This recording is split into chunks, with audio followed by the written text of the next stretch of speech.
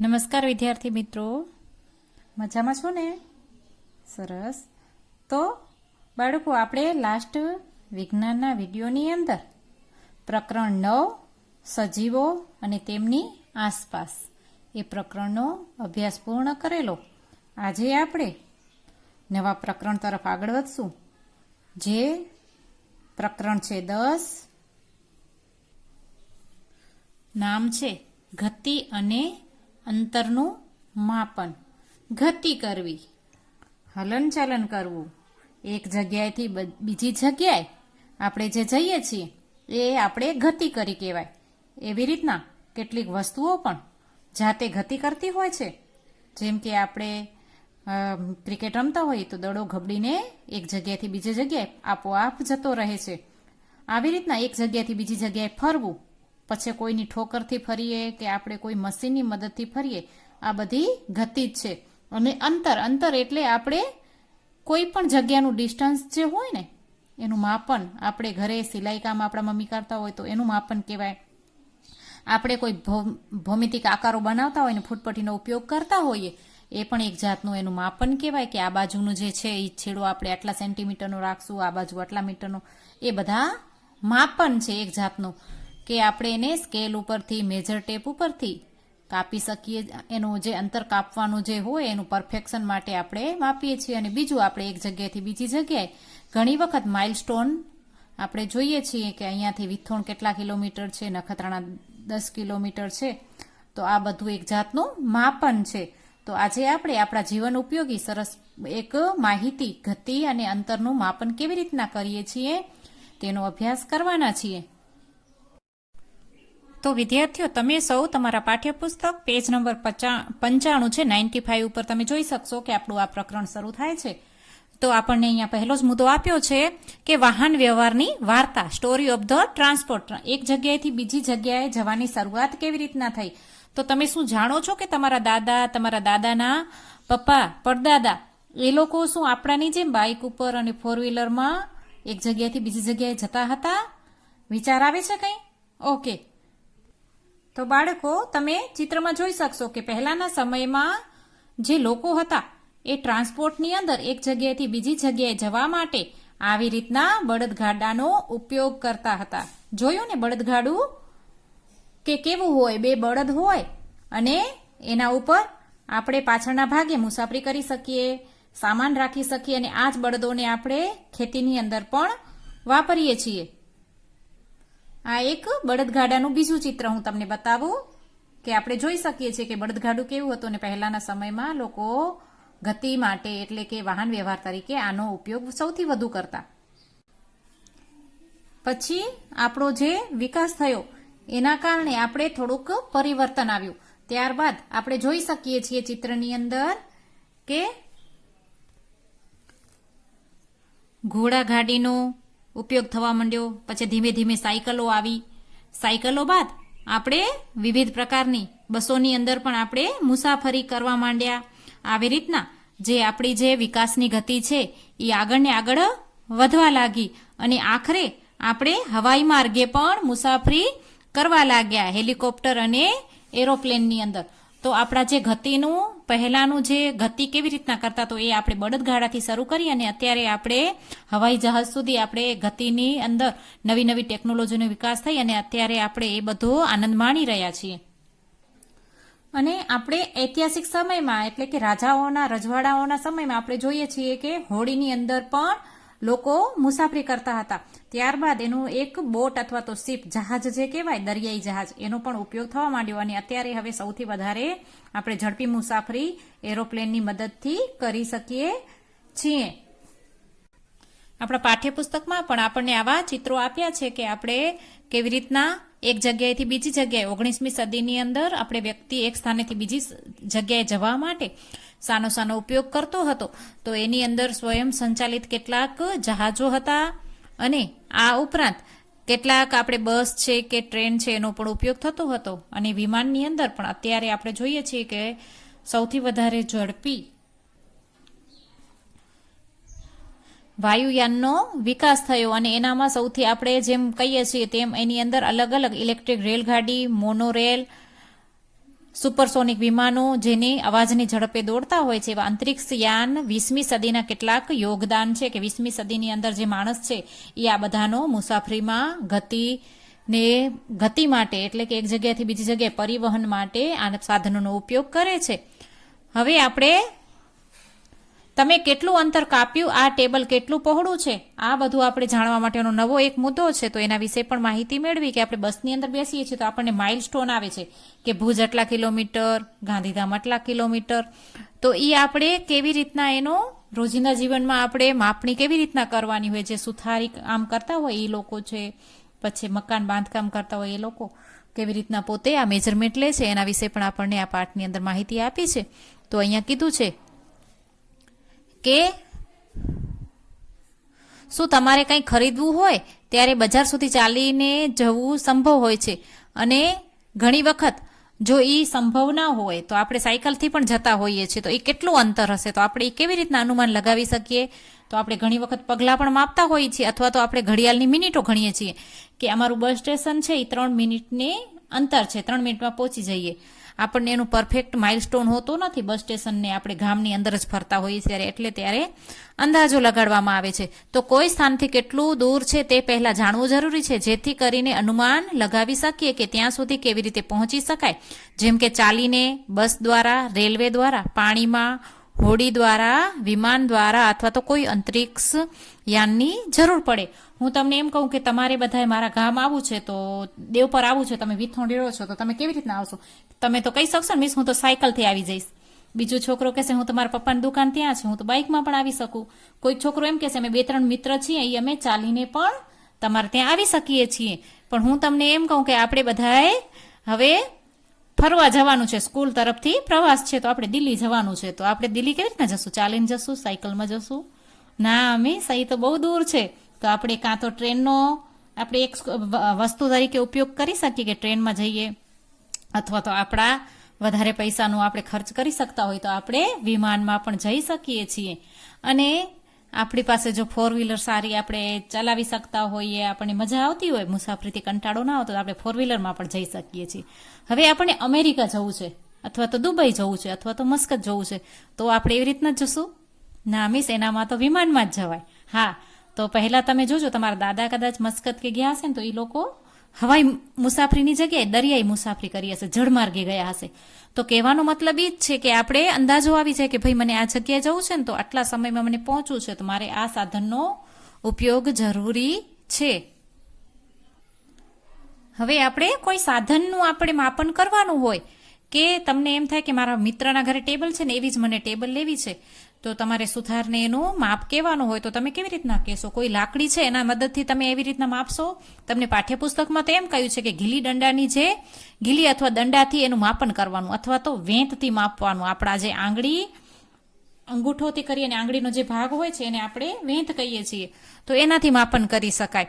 પણ આ બધા છે એ આપણે એના યોગ્ય પ્રમાણિત કરેલા માપદંડ છે નહીં. તો તમારે જ્યારે આવું કોઈ પણ કબાટ બનાવવો હોય, ટેબલ બનાવવી હોય, બારી દરવાજા રાખવા હોય, ત્યારે તમે જોયું છે કે એનું માપન કેવી રીતના થાય છે?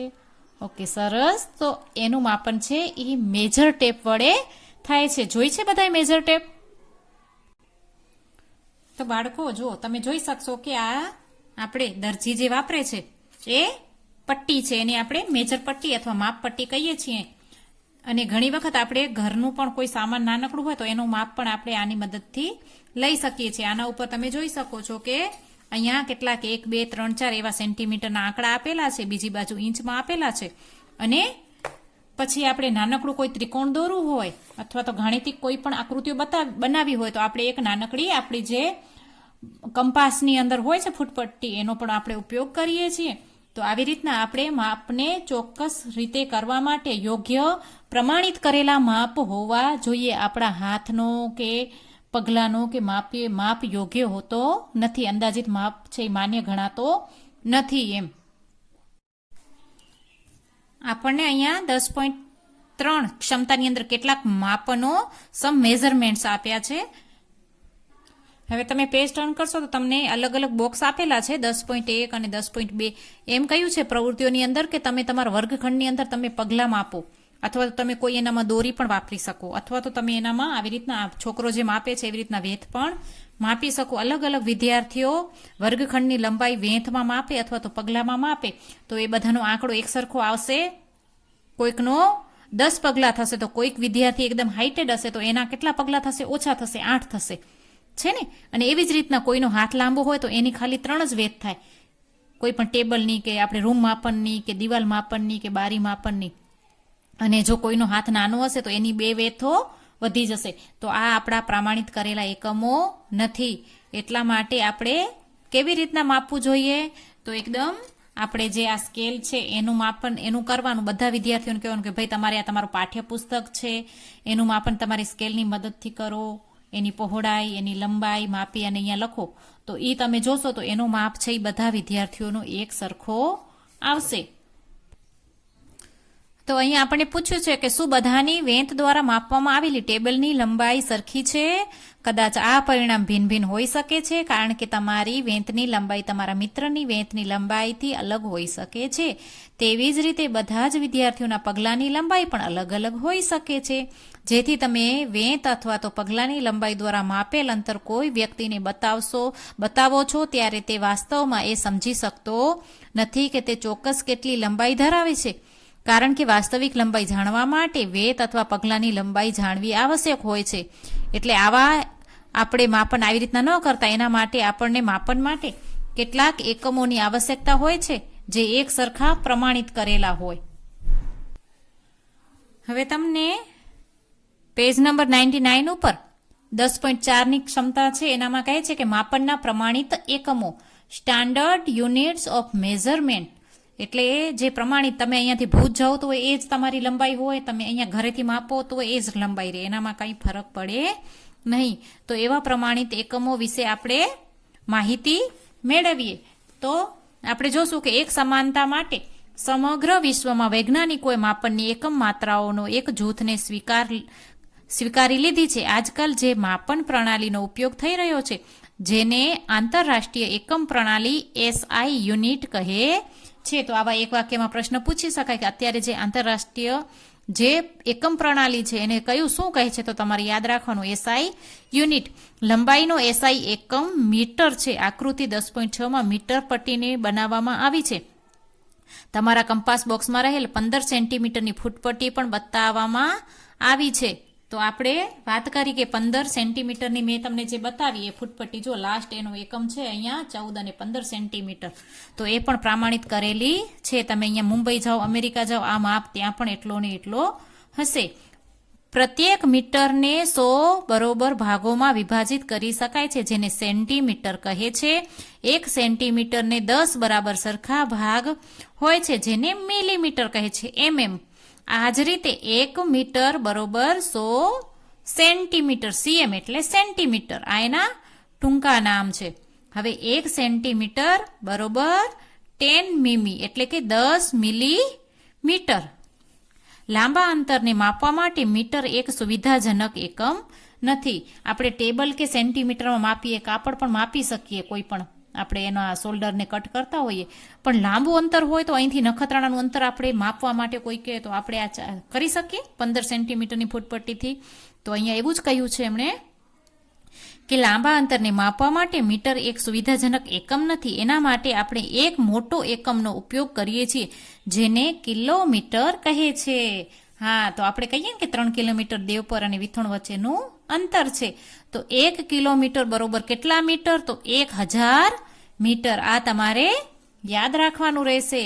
ગમે તેમ તમને આ પૂછી શકે અથવા તો જોડકામાં પણ પૂછી શકે. અને આ તમને જે માપન છે એ જ્યાં સુધી ભણશો ત્યાં સુધી આ જીવન તમને તમારા જીવનની અંદર જરૂરી સાબિત થશે. તમે ગમે ત્યાં નોકરીએ લાગશો, જે પણ તમે બિઝનેસ કરશો તો આ માપન આપણને આવડવું જોઈએ કે 1 મીટર બરોબર 100 સેન્ટીમીટર, 1 સેન્ટીમીટર બરોબર 10 mm એટલે કે મિલીમીટર, અને પછી 1 કિલોમીટર બરોબર કેટલા મીટર થાય? તો 1000 મીટર.